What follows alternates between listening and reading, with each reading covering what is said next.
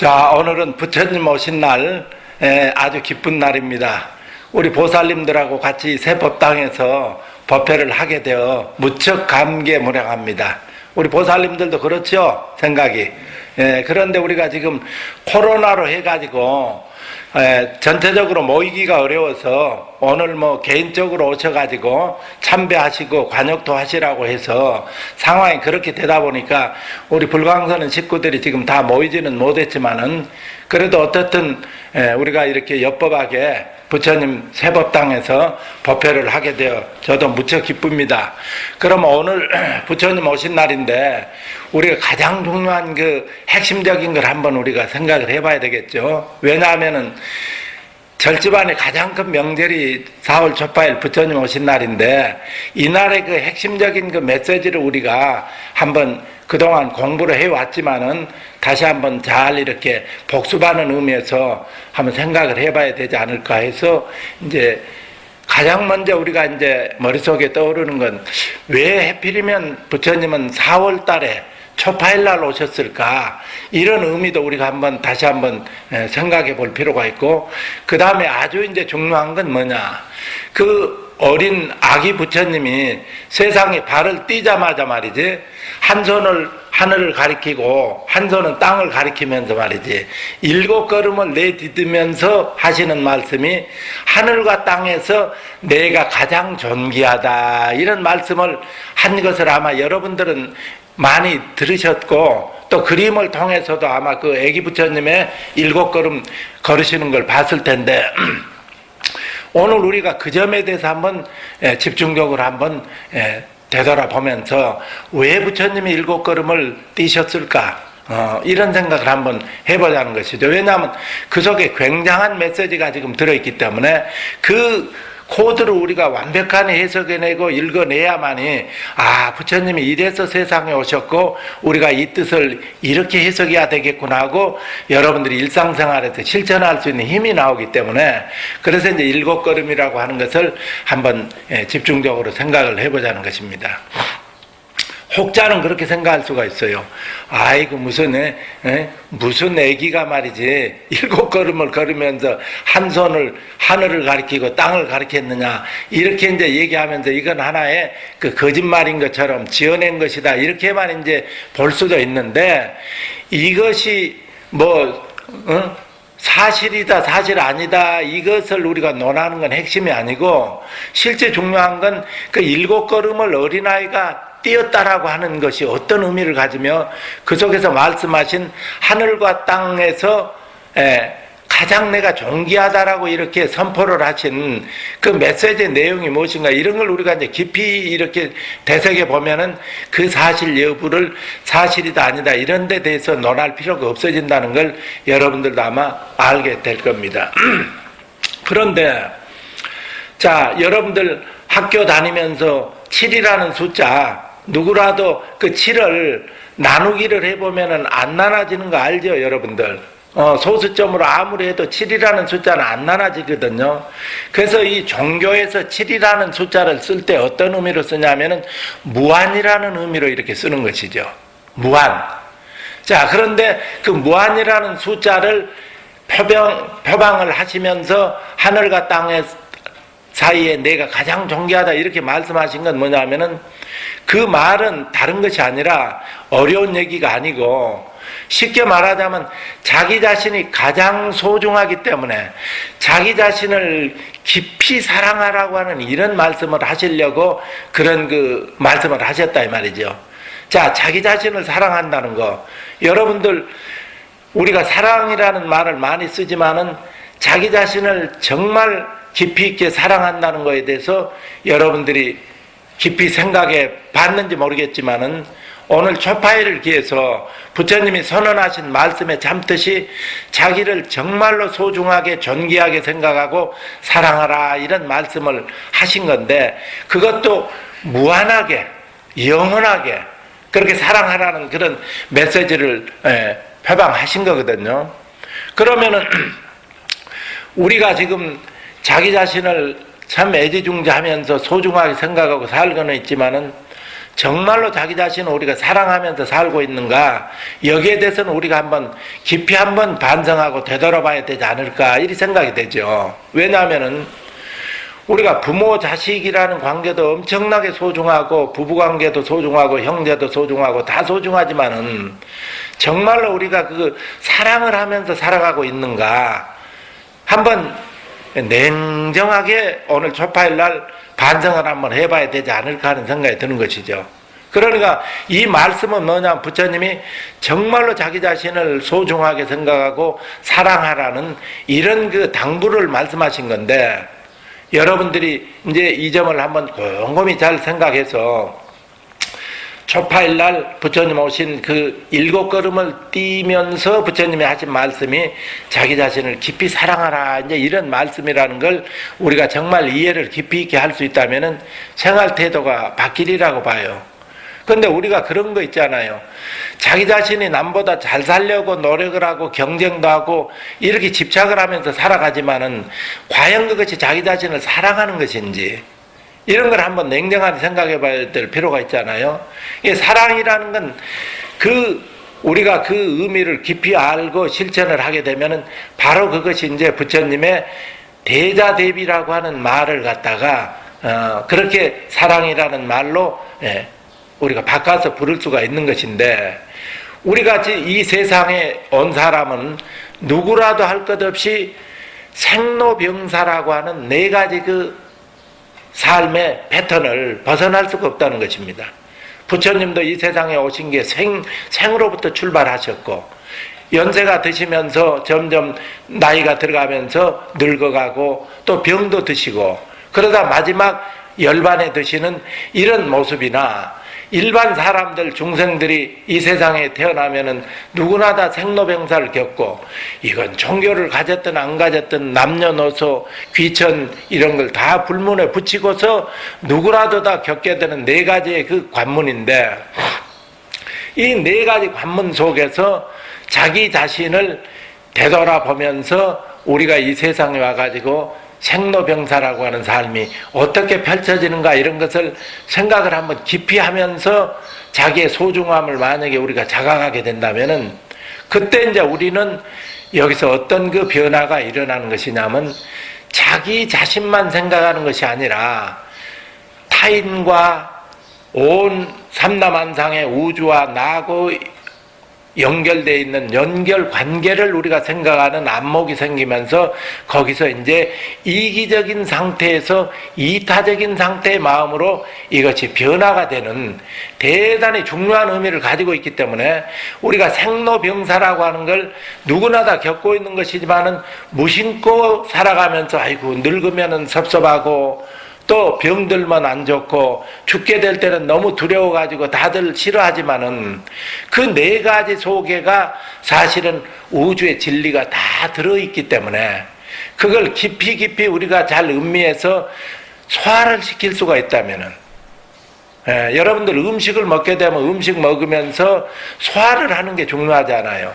만약에 우리가 아무리 좋은 음식이다 하더라도 음식이 소화가 안 되면 취해가지고 고생을 하고 병이 들고 하는 건데, 그 음식을 소화를 잘 시키게 되면은 바로 피와 살이 되면서 내 삶을 잘 살아갈 수 있는 것처럼, 생로병사라고 하는 것도 우리가 삶에서 이 삶이라는 무대에서 펼쳐내는 중요한 내용이기 때문에, 이 내용을 자기가 경험하고 실현하는 과정에서 그것을 깊이 이해해서 음식처럼 소화를 시키지 못한다면 우리는 항시 생로병사 속에 있으면서 낯설고 이방인으로 전락해버리면서 항시 늙고 병들고 죽는 것에 대한 두려움과 공포를 못 벗어나면서 평생을 그렇게 살다가 또 생사윤회를 하고 이런 것이기 때문에, 부처님이 생로병사라고 하는 4가지 삶 속에서 펼쳐지는 무대 속에서 그걸 깊이 있게 들여다보고, 그것이 자기가 펼치는 삶이고 자기한테 일어나는 삶이기 때문에 그걸 깊이 있게 소화를 시켜서 자기 것으로 완성을 하라고 하는 이런 의미가 그 속에 들어있는 것이죠. 생로병사라는 것이, 그러니까 누구나 겪는 것이지만은 그 속에서 그것이 가지고 있는 의미를 깊이 있게 우리가 이해할 수 있다면은 우주의 진리를 우리가 이해하고 알 수 있는 그러한 어떤 그 묘법의 세계로 우리가 들어갈 수가 있기 때문에 이 생로병사 속에가 우주의 말할 수 없는 그 진리의 신비함이 다 들어있다 이것입니다. 그런데 이 생로병사를 소화를 못 시키고 살아가게 되면은요, 우리 삶의 패턴이 어떻게 되버리냐, 나하고 상대하고 경쟁 관계라는 이런 관계로 돌변하면서 거기서 스트레스를 받아야 되고 어마어마한 에너지를 소모하면서 병이 들고 이러기 때문에 이 생로병사를 우리가 소화를 잘 시킨다 그러면은 나중에 우리가 경쟁적인 삶을 화합하면서 잘 서로 이해하면서 보듬고 배려해가면서 사랑하는 관계로 발전했었을 때 그 다음에 어떤 것이 펼쳐지느냐, 부처님의 대자대비라고 하는 이 상태가, 즉 사랑하라고 하는, 사랑한다라고 하는 관계로 이것이 승화가 된다는 것입니다. 그러니까 우리가 기독교 같은 경우도 너가 너 이웃을 너 몸처럼 사랑하라라고 하는 이야기가 부처님이 말씀하신 대자대비라고 하는 말씀하고 같은 내용이 되는 것이죠, 이게. 그런데 우리는 이것을 마치 다른 얘기처럼 생각을 하지만 그렇지 않다 이겁니다. 그러면 부처님이 4월 초파일날 오셨다는 것은, 사라는 건 뭐냐, 여러분들 숫자 4 그러면은 4라는 숫자 별로 안 좋아할지 모르지만은 4라는 숫자 속에 우리가 살아나가는 기본 뼈대가 다 들어있다 이 말이에요. 4라는 게 왜 그러냐, 동서남북 했었을 때 또 4고 말이지. 또 우리가 그 4라고 하는 숫자가 뭐예요? 인간이 남녀노소 희노애락 모든 얘기를 할 때 그 네 개의 말 속에서 의미가 함축되면서 우리가 남자나 여자나 늙거나 젊었거나 다 그 경험을 하는 삶이 그 4라고 하는 숫자 안에서 벌어진다 이 말이에요. 남녀노소. 여러분들이 남녀거나 노소거나 그 중에 누군가 지금 속해 있는 것이거든, 지금 자기 자신이.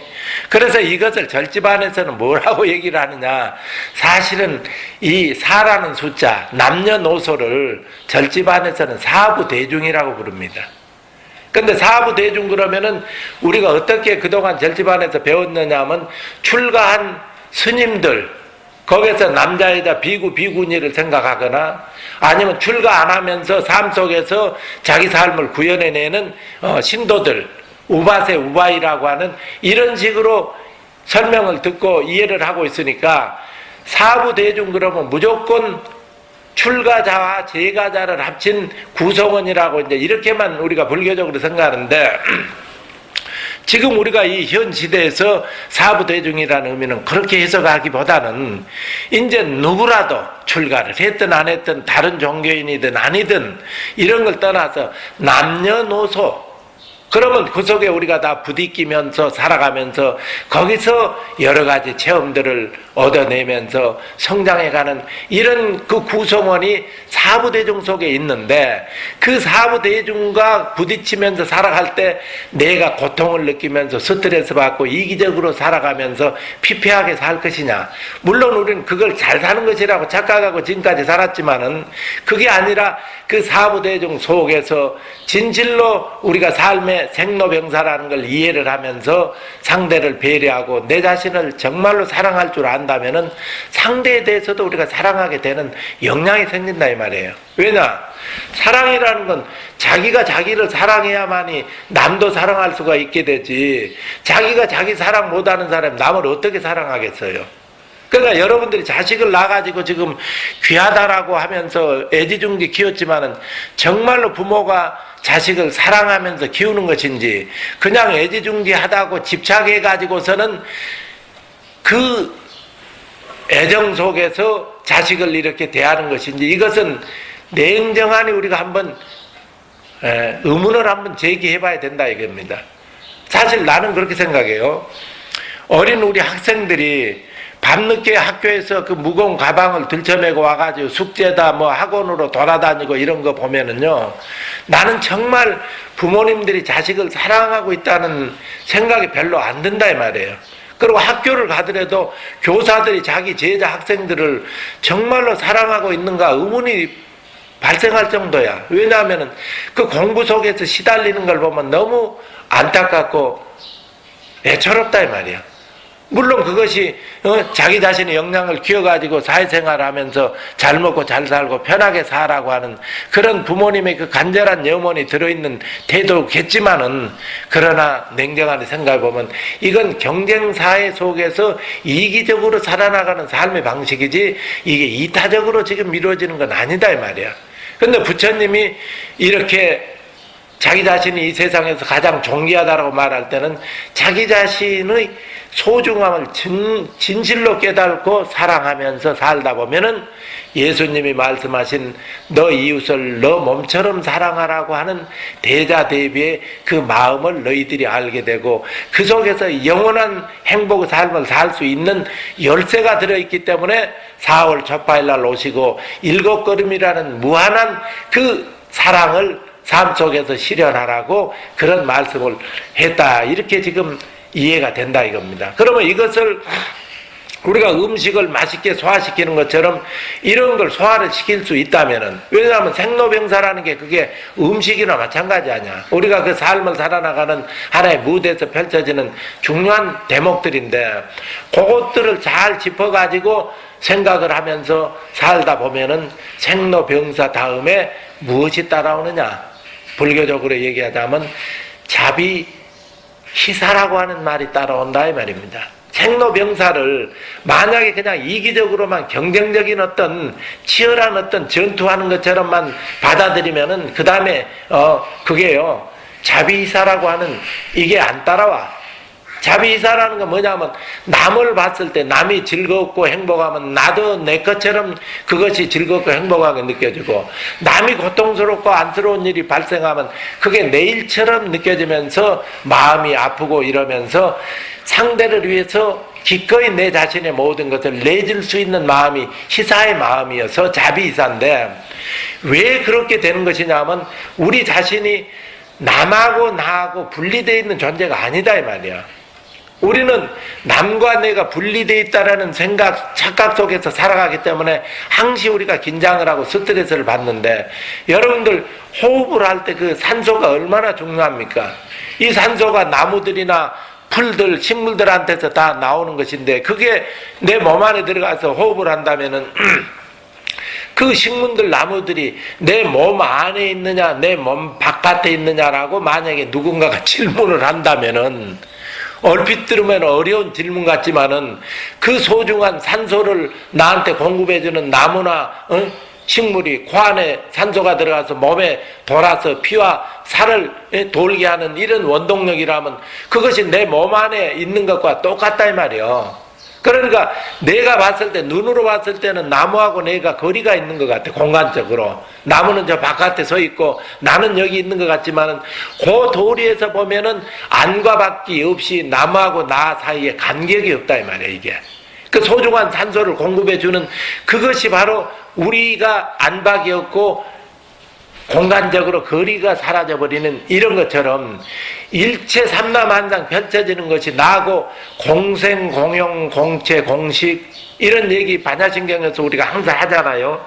이게 지금 겹쳐져 가지고 중중무진으로 돼서 내 안에서 일체 들고 나는 도리가 펼쳐지는 것이기 때문에 부처님이 생로병사라고 얘기하는 것이, 그것이 진리를 우리가 모르고 그걸 받아들이게 되면 소화가 안 돼가지고 두렵고 힘든 일이지만은 이 부처님 진리를 잘 공부해가지고 소화를 시키다 보면은 생로병사 안에서 일체 모든 진리가 다 펼쳐진다 이 말이에요. 그러니까 이게 만약에 이게 진리라고 만약에 받아들이게 되면 그 다음부터 우리는 이걸 사랑하는 대자대비 마음이 나와서 자비희사의 정신이 구현이 돼.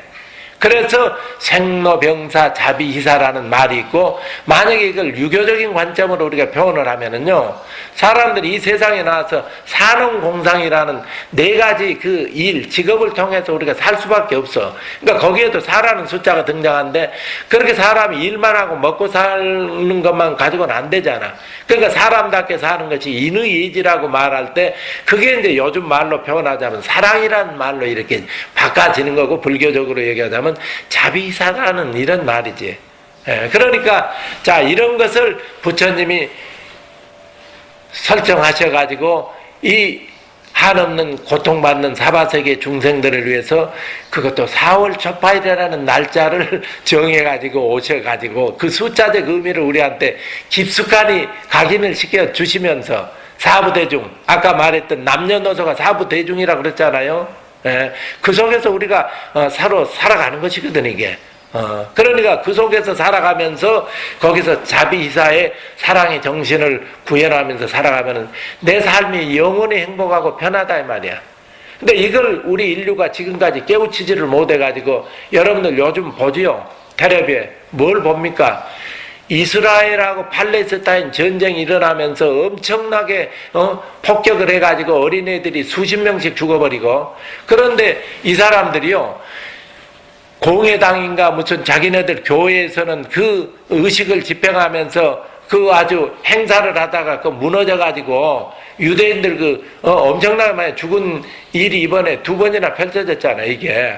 한쪽에서는 자기 종교가 소중하다고 하면서 상대에 대해서는 비난을 하면서 전쟁을 일으켜가지고 살아나가는 그야말로 코미디 같은 일을, 인류가 지금까지 지속해 나오면서 그걸 종식을 지금 못하고 있다, 이 말이야. 그러니까 부처님이 세상에 오셔가지고서는 7걸음을 걸으시면서 손가락을 이렇게 가리키면서 자기 자신을 사랑해라. 그래야지 타인도 귀한 줄 알고 사랑할 줄 알게 돼가지고 이 세계가 평화로운 극락세계로 바뀐다는 이런 메시지를 전달하기 위해서 그런 이제 그 말씀을 하신 건데, 그런데 부처님만 7걸음 걸은 게 아니에요. 여러분들 냉정하게 보면 어린아이들, 이 세상에 온 애들요 전부 7걸음을 걷고 한 손은 하늘과 땅을 가리키면서 존귀하다라고 다 그 선포한 겁니다. 여러분들이 자세히 보면은 왜 그러느냐, 여러분들 아이들 낳았을 때 얼마나 소중했습니까? 여러분들 자녀가 소중한 거 굉장히 느꼈죠? 그러니까 애들이 기저귀에 똥오줌을 이렇게 누더라도 더럽다는 생각 없이 그걸 뭐 금덩어리 치듯이 치면서 말이지 내 새끼 하면서 여러분들 애지중지 했었을 때 그 아이가 그만큼 소중한 애가 출현했다는 것이거든. 출현해가지고 부모님 눈에 그렇게 소중하게 보였다는 것은 그 아이가 무언의 7걸음을 뛰면서 부처님처럼 선언을 했다 이겁니다. 인간의 삶이, 생명이 소중하다는 걸 선포한 것이거든, 사실은. 그리고 그 어린아이들의 생명이 어디서 오는 거예요? 무한이라는 7이라는 숫자 속에서 발생한 거 아니냐 이 말이야. 그래서 이제 우리가 그 무한이라고 하는 숫자를 항시 생각하면서 우리 삶이, 생명이 무한하게 펼쳐지는 거, 이걸 잘 굴리는 것을 우리는 뭐라고 얘기하느냐. 여러분들 8이라는 숫자가 있죠. 8. 8이라는 건 옆으로 뉘어놓고 보면 무한대를 표시하는 그런 그 마크로 설정이 되잖아요. 8. 그러면 이 무한을 잘 굴리는 것을 8이라고 얘기를 해요. 그럼 우리가 생로병사 자비이사라고 하는 이걸 잘 굴리는 그 속에 극락세계로 우리가 들어가는 길이 있기 때문에, 그래서 우리가 이런 삶을 7과 8 속에서 실현을 해야 돼. 무한이 7이고 그걸 실현하는 것 자체가 실천하는 게 8이라면은 7, 8은 56이다 이 말이야, 이게. 7, 8은 56이면은 그걸 끊임없이 되풀이하는 걸 억이라 그래요.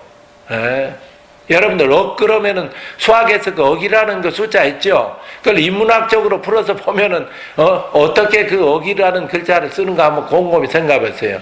7, 8은 56억. 근데 그걸 지금 우리가 실현해버리면은 이 삶 지금 여기서 그것이 실현이 되면 미륵 부처님이 지금 바로 출현하는 소식이 되는데, 우리 인류가 그걸 너무나도 못하고 지금까지 왔다 이 말이야. 그러니까 그게 미래에 실현될 것이다. 인간들이 자각을 해가지고 미래에 그것이 이루어질 것이다 해서 미륵 부처님이 56억 7천만 년 후에 오시는 것처럼 숫자적으로 이렇게 상징적으로 표현을 해놨는데, 7천만 년도 뭐냐면은 무한을 끝없이 되풀이하는 거야. 그렇게 끝없이 우리가 그냥 현실 속에서 지금 여기에서 끝없이 부처님의 그 7걸음 걸으신 자기를 사랑하는 도리, 타인을 사랑하는 거, 예수님이 말씀하신 이웃을 내 몸처럼 사랑하라는 이 도리가 이미 그 속에 다 들어있다 이 말이야. 이게 그걸 우리가 실현을 해버리면 이 세계가 극락세계가 되니까 굳이 우리가 무슨 일론 머스크가 말하는 비행기인가 뭔가를 타고 저기 화성에 적박한 데 가가지고서는 말이지 거기서 무슨 파라다이스 꿈을 꾸겠다라고 하는 이런 코미디 같은 얘기를 하는데 사실은 여러분들 한번 생각해 보세요. 지금 지구라는 환경이 얼마나 아름답습니까? 여러분들 요즘 코로나 때문에 관광을 못해서 그렇지 막상 외국에 나가보면 알프스고 히말라야고 뭐 백두산이고 저기 중국 장가계고 뭐 어마어마하게 숲과 경치가 아름답게 이루 말할 수 없잖아요. 우리 자연만 하더라도 여기 팔달산은 또 어때요? 이런 정도 아름다운 자연경관 속에 사는데 그것을 좋다고 모른단 말이에요, 인간이. 그래가지고 여기서 그 싸움이 벌어져. 싸움이라는 것도 별것도 아니야. 네가 옳으냐 내가 옳으냐 해가지고 이게 진보냐 보수냐 해가면서 엄청나게 에너지 소모하면서 코미디처럼 살아가다가 이게 수습이 안 돼. 이게 이제 기후 변화가 되고 뭐 엄청나지 지금 뭐 이렇게 되니까는 아이고 이제 화성으로는 한번 도망을 쳐가지고 거기서 뭔가를 해결해 볼까 하고 뭐 과학 기술이 좀 발달해가지고 로켓 쏴서 간다 그러지만은 여러분들 한번 생각해 보세요. 로켓을 타고 얼마를 장장 가야 되느냐. 우주복을 입고 6개월에서 8개월 가야 돼. 꼼짝 못하고 일자로 이렇게 해가지고 도라무통 같은 데서. 근데 무슨 재주로 6개월 7개월을 거기까지 날아갈 수가 있어요. 그 위험천만한 짓거리를 해가지고 화성에 딱 가보면은 나무가 있습니까? 물이 있습니까? 풀이 있습니까? 공기가 있습니까? 그 우주복 입고서는 돔 같은 거 하나 만들어가지고 그 속에서 이제 산소 만들어가지고 온실 재배하듯이 해가지고는 거기서 그 엄청나게 삭막한 공기도 없는 곳, 마치 그 고비사막 같은 데는 그래도 공기라도 있지. 아무리 그 해오리 바람 태풍이 몰아치고 흙먼지가 일어나도 공기도 없어. 그런 데를 어떻게 무슨 재주로 장마를 공기를 숲을 마련해가지고 거기서 인류가 제2의 인생을 살아본다라고 이런 사실은 그 말도 안 되는 소리를 하는 거야. 그러니까 말도 안 되는 그런 걸 하니까 요즘 가상화폐 가지고 장난질 치듯이 그 얘기하잖아. 요즘 뭐 비트코인 올라갔다 내려갔다 요즘 젊은 아이들 요즘 고민 많을 거야 사실은. 그러니까 이게 바로 뭐냐면은 우리가 천수경 같은 거 볼 때 개법장지는 나오지요. 법장의 문을 연다는 건 무슨 말이냐. 우리가 사랑을 가지면 사랑을 가진 것만큼의 자연 환경이나 이런 것이 펼쳐지면서 우주가 그걸 펼쳐주기 때문에 문이 열린다 이 말이야. 그 극락세계 들어갈 수 있는 문이 열려. 근데 만약에 내가 욕심을 더덕더덕 부리면서 이기적으로 살아가고 이러면은 절대 그 문이 안 열려. 내 자신이 좁기 때문에. 그럼 거기에 감옥처럼 갇혀가지고 문이 안 열려버리는데 무슨 재주로 거기 가냐 이 말이에요. 그러니까 사람이 억지춘향으로 과학력을 이용해서 화성 같은 데 가서 거기서 뭘 꿈을 꿔보겠다 그러지만은 그거 하기도 전에 여기서 다 정리정돈이 다 돼버려요. 지금 정리정돈 될 만한 내용들이 많이 일어나잖아. 기성이변이고 뭐고 막 아주 말할 수 없이. 그러니까 우리는 여기서 바로 하루빨리 우리들 자신이 정말로 소중한 우주적 존재라는 걸, 무한한 존재라는 걸 우리가 사무치게 여기서 자각을 하고 그것을 실천을 해가지고 그것이 나와 타인이 둘이 아닌 그런 존재라는 거. 여러분들이 이런 거 있잖아요. 손하고 발은 같지도 않고 다르지도 않다. 손과 발이 같지도 않고 다르지도 않아. 자, 왜 그런 말을 할 수가 있느냐. 손과 발은 모양도 다르고 역할이 달라요. 그러니까 같다고 할 수 없어. 그런데 다르지도 않아. 내 몸을 위해서 내 몸의 일부로서 작동을 하고 있기 때문에 손과 발이 다르지도 않다 이 말이야. 존재라는 건 그런 명제를 가지고 있어. 손과 발이 같지도 않고 다르지도 않아. 그러면 눈, 귀, 코, 혀 이런 것들이 같지도 않고 다르지도 않아. 눈으로 보고 귀로 듣고 말하고 코로 냄새 맡은 게 모양도 다르고 역할이 다르니 같지 않아. 그러나 몸의 일부로서 몸으로서 몸을 위해서 역할을 하기 때문에 다르지 않다 이 말이야. 그러면 부처님이 말씀하신 자비이사 대자대비나 저기 예수님이 얘기한 너 이웃을 너 몸처럼 사랑하라는 말이나 공생공영 공체라고 말하는 이 말이 다르지 않다 이 말이야. 그런데 우리가 예수님하고 부처님을 같다 그러면 그 말도 좀 그렇잖아. 그러니까 같지 않지. 물론 예수님과 부처님은. 그러나 그 사랑이나 대자대비를 말하는 건 다르지 않다 이 말이야. 한 자리에서 나온 소식이야 이것이. 근데 무슨 4월 초파일 날 말이야. 저기 보니까 여러분들 그 다 듣고 알고 있잖아. 그 찬송가를 부르면서 예수 믿어야 된다고 초파일 날 절 입구에 와가지고 그런 코미디를 벌리는 이런 게 전부 하나의 그 어리석어 가지고 이 메시지를 갖다 제대로 소화를 못 시켜서 그래. 그러니까 아까도 얘기했지만은 이스라엘하고 팔레스타인이 전쟁을 해요. 그 사람들이 구약을 같이 쓰는 사람들이야. 형제들이야. 아브라함을 갖다가 공동의 조상으로 섬기고 사는 것이거든. 그런데 뭔가 뒤틀려 가지고서는 말이지, 꼬여 가지고서는 서로 종교가 다르다 해서 폭격을 하고 무수하게 어린아이들이 죽고 또 자기네들은 자축하면서 그 교회에서 의식을 한다고 막 엄청나게 많은 사람들이 들어가서 춤추고 어떠고 성경 봤잖아. 그게 순식간에 와르르 무너져가지고 얼마나 많이 죽었어, 코미디도 그런 코미디가 없지. 근데 그것뿐만이 아니야. 우리 미얀마 같은 사건도 보잖아요. 미얀마가 지금 군부 독재다 해가지고 엄청나게 사람이 많이 죽고 그런데 세상에 저렇게까지 참혹할 줄은 누가 알았냐, 이 말이야. 우리가 몇십 년 전, 몇 년 전에만 해도 미얀마 가면은 말이지, 사람들 순박하게 보이고, 농경지 이런 풍경을 풍기면서 다들 그 부처님 법을 이렇게 따르고 스님들 탁발하고 이런 걸 보니까 참 동남아시아에서 그 낙원처럼 느껴지는 그런 때가 있었어. 근데 속에서는 그렇게 무시무시한 군부가 말이지 그런 헤게모니를 가지고 장악을 해가지고 경제고 모든 걸 전부 자기네들이 독차지해 가지고 있다가 최근에 와서 발톱을 드러내면서 민주주의를 무너뜨리잖아 이게.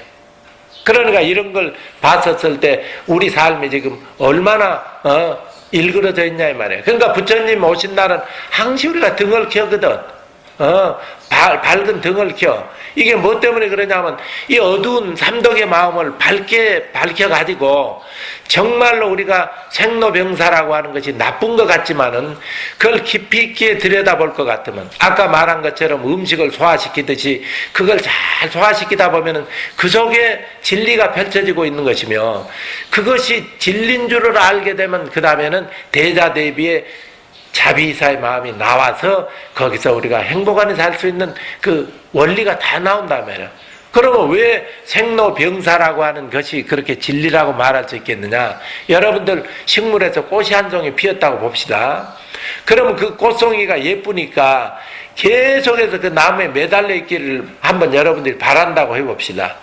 그 꽃이 그 나무에 그대로 매달려 있을 수 있겠습니까? 없겠습니까? 만약에 매달려 있다면은 그 꽃이 움직이지도 않고 변화하지도 않고 그런다면은 그 자체가 즉 뭐냐면 살아있는 것이 아니고 죽어있는 것을 의미하는 것이거든. 뭔가가 변화를 안 한다는 건 살아있다는 의미가 아니야. 그러니까 변화한다는 건 즉 뭐냐면 살아있다는 것이야. 꽃이 피었다가 몽우리가 됐다가 피어서 져버리는 것 자체가 살아있다는 거야. 변화한다는 것이야. 변화해야만이 생명이 표현되어져. 만약에 변화를 하지 않으면은 변화는 생명을 표현하는 하나의 모습인데 요게 표현이 안 되면 생명은 모습을 드러낼 길이 없어. 가만히 있는데 꽃이 그 자리에 매달려 가지고 지지도 않고 있다 그러면 다른 것도 올 수도 없대 가지고 있는데 그게 살아있는 것이냐 이 말이요. 그런 것이 실현 가능하겠어요? 이게 불가능하지. 예를 들어서 그런 얘기인데 뭔가가 하나가 그냥 가만히 있어. 그냥 움직이지도 않고 그런 실체가 물론 있지도 않지만은 그것이 변화하지 않고 있다 그러면 그게 그대로 있다면 삶이 어떻게 펼쳐지냐 이 말이야. 생명이. 그러니까 변화한다는 것은 살아있다는 것이고 그 살아있는 것 자체가 바로 생로병사야. 생로병사 자체가 삶의 진리를 그대로 실현하는 것이기 때문에 여러분들 나이가 들면은요 내가 이제 어른이 돼서 어른답게 살게 이렇게 됐구나. 여태까지 경험을 많이 축적했으니까 젊은이들을 위해서 이 멋진 경험을 내가 잘 써먹어야 되겠다 생각이 이렇게 들어가면은 어른답고 좋은데 말이야. 나이 든 걸 엄청나게 싫어하는 사람들이 있거든.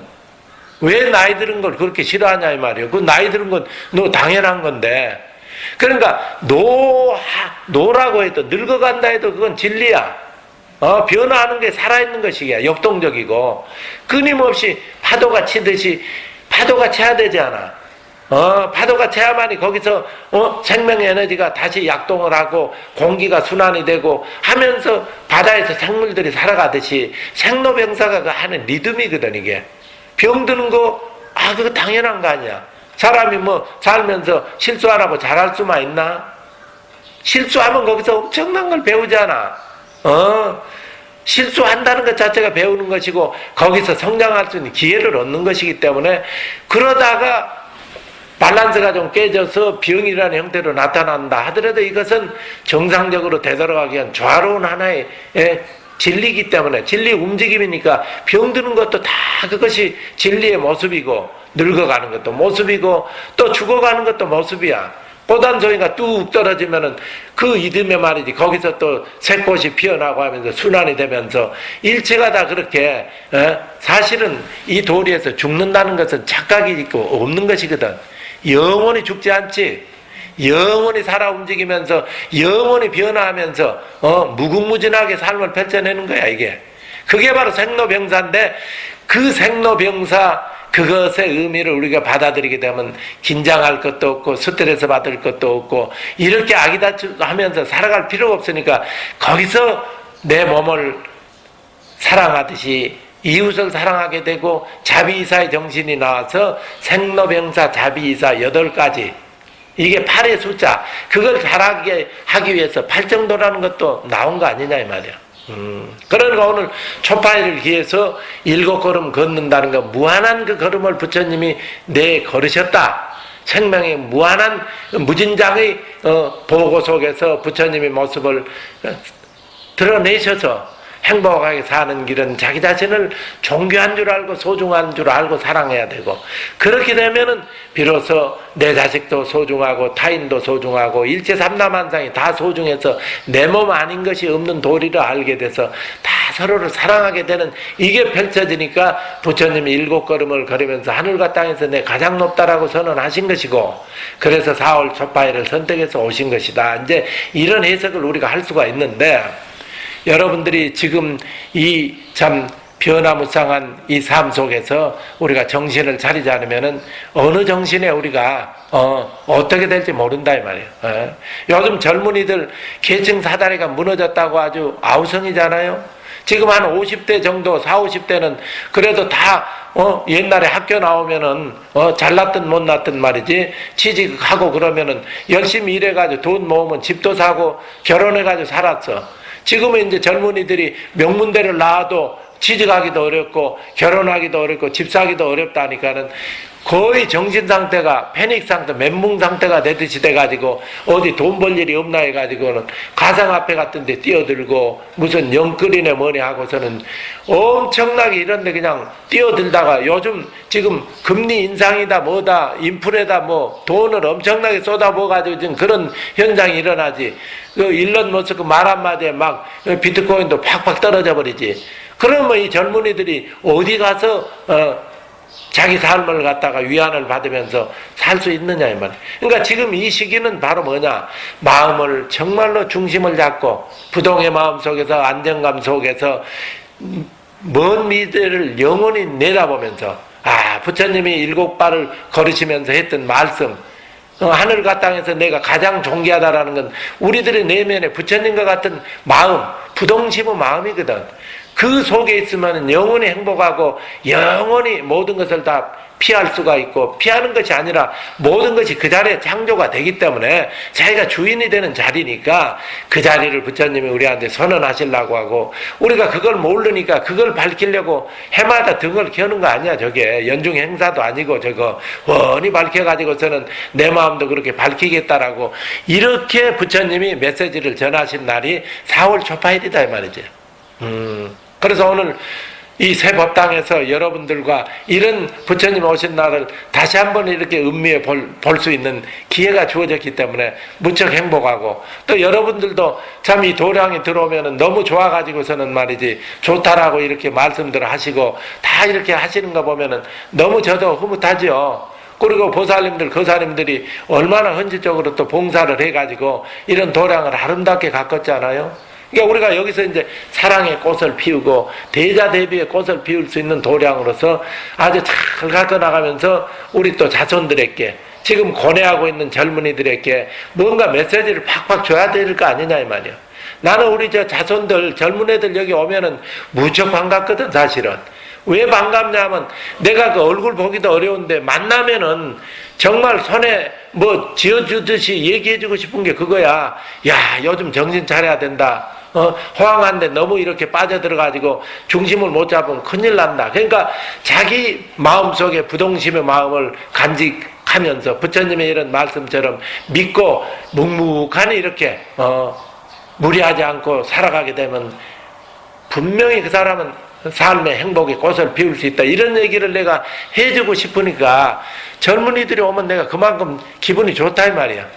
그래서 그런 얘기하고 서로 웃고 헤어지고 이러는데, 우리가 이제 이런 것을 잘 생각해서 앞으로 다가오는 미래라는 것도 사실은 우리가 지금 부처님이 말씀하신 생로병사 자비이사라는 것이 진리인 줄을 알아버리면은 뭐 미래 들먹일 것도 없지. 지금 이 속에서 모든 게 다 이루어지니까, 그래서 진리 세계에서는 오직 현재밖에 없다라고 말을 하는 것이지만은, 그걸 이제 모르게 되면은 결국은 과거, 현재, 미래라는 시간이 관념 속에서 이렇게 나오게 되는 것이고, 그러면 우리가 이제 미래를 또 꿈을 꿔야 돼. 미륵 부처님의 오시기를 기다려야 되고, 저 교회 같으면은 예수님 재림하기를 손꼽아 기다려야 돼. 근데 그게 언제냐? 56억 7천만 년이다 이 말이야. 지금 이 속에서 펼쳐지고 있어 지금 그것이. 이미 그러니까 예수님은 언제나 순간순간 도둑처럼 왔다 간다 이 말이야. 성경에 이미 나와 있잖아. 부처님이 무슨 2565년 전에 오셨다가 가신 분이 아니고, 우리 가슴 속에 나의 주인공 자리에서 언제나 내 중심에서 그냥 내 주인과 더불어서 언제나 계시기 때문에, 부처님은 사실은요, 엄정하게 얘기하자면 오신 분도 아니고 가시는 분도 아니에요. 부처님은 왔다 가신 분이 아니야. 영원히 영원히 나와 더불어서 두라는 자리에서 머물기 때문에, 그래서 부처님과 중생이 다르지 않다라고 얘기하는 것입니다. 부처님 중생이 같지도 않고 다르지도 않고. 오늘 어때요? 이 얘기 여러분들 좀 소화 좀 시킬 수 있겠습니까? 잘해서 우리가 한번 힘을 내서 한번 멋지게 한번 잘 해봅시다. 여하튼 반갑습니다. 반갑고, 오늘 우리 저 도량에다 또 태양광으로 멋지게 이렇게 해놓으니까 말이야. 우리 거사님들 수고 많이 했지. 처음 해본 일이라서. 그랬는데 저녁이 되면 그냥 불이 얼마나 그냥 훤하게 밝혀지는데, 거기에 우리 저 가족들 이름들이 다 쓰여져 가지고서 온 하늘로 말이지, 아주 그 염원이 그냥 하늘로 이렇게 오르는 것 같은 느낌이. 그리고 비가 와도 이게 충전이 돼 있으니까 비가 와서 바람이 설렁설렁 이렇게 불어도 그 등불이 말이지 불빛을 온화하게 이렇게 참 하는 걸 보면은 참 좋더라 이 말이야. 여러분들도 그래 좋다고 그러시는데, 얼마 전에도 우리 저 며칠 전에 초파일 전에 그거 했잖아. 저 여기 저 팔달산에 거기 저녁 이제 등 들고 이렇게 했는데, 여러분들이 팔달산 잘하게 와 있다는 의미를 이제 한번 마지막으로 새겨보면서 제가 본문을 마치겠는데, 팔달산. 여러분들 사통 팔달이라는 얘기 많이 하지요. 사통. 동서남북으로 막힘이 없이 통해버리는 거. 팔달. 여기 팔달산이 바로 그렇게 통하는 거 아니야? 팔달산에 올라가서 보면은 사방이 다 이렇게 통해가지고 다 보이지. 그래서 이 산 이름이 팔달산인데, 여기 오면은 이제 4월 초파일, 사통 팔달, 다 이게 통하는 이야기들이거든. 이 팔달산에서 여러분들이 걸림이 없는 지혜, 걸림이 없는 삶의 모습을 구현을 이 도량에서 우리가 해야 되지 않겠느냐 해서 주인공 자리에서 말이지, 적절한 때 팔달산 기슭에다가 이렇게 자리를 잡을 수 있도록 배려를 했다라고 항시 생각이 되기 때문에 여러분들도 이제 충만하게 이 삶을 행복하게 살아가시기를 바랍니다. 자, 올해부터는 한번 내가 새로운 슬로건을 한번 얘기하겠는데, 여러분들 자신을 사랑하세요. 자신을 소중하게 생각하고 이렇게 대자대비 마음속에서 살아가면은 진짜 부모가 이제 자식이 소중하다는 걸 사랑으로 대할 수가 있게 되지. 근데 자기가 자기 자신을 사랑을 못 해보면 자식을 대할 때 애착이나 욕심이나 이런 태도로 대하게 되면 자식의 일이 잘 안 풀린다 이 말이야. 막혀버리지. 그러니까 사랑으로 대해야 돼. 그러려면 자기 자신이 사랑을 알아야 되고 자식한테 그 사랑의 마음을 전해줘야 되니까 올해부터는 그렇게 살도록 합시다. 감사합니다. 예.